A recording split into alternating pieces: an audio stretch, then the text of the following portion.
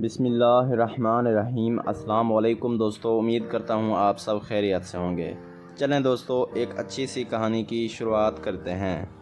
علی ایک چھوٹے سے گاؤں میں رہنے والا لڑکا تھا۔ اس کے والدین کسان تھے اور زندگی بہت مشکل تھی۔ علی کے دل میں ہمیشہ بڑے خواب تھے۔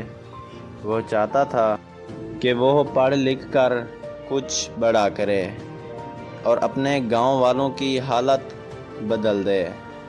ایک دن علی نے شہر جانے کا فیصلہ کیا تاکہ وہ اپنی تعلیم مکمل کر سکے۔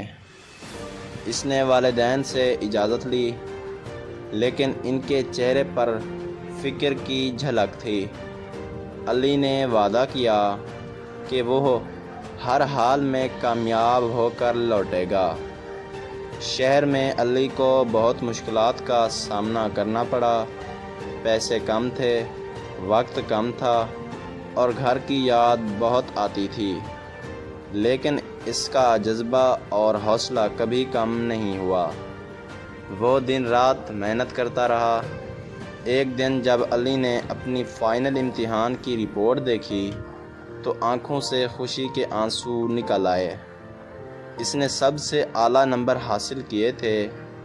اس کامیابی نے نہ صرف علی کا بلکہ اس کے والدین کا بھی دل بھر دیا۔ علی نے واپس گاؤں آ کر اسکول بنایا جہاں بچے مفت تعلیم حاصل کر سکیں۔ اس نے اپنی محنت سے گاؤں کا چہرہ بدل دیا۔ مزید ایسی کہانیوں کے لیے میرے چینل کو لازمی لائک اور سبسکرائب کریں اور ساتھ میں دیے گئے گھنٹی کے نشان کو دبانا نہ بھولیں، اور کامنٹ میں بتائیں کہ یہ کہانی آپ کو کیسی لگی۔ شکریہ دوستو۔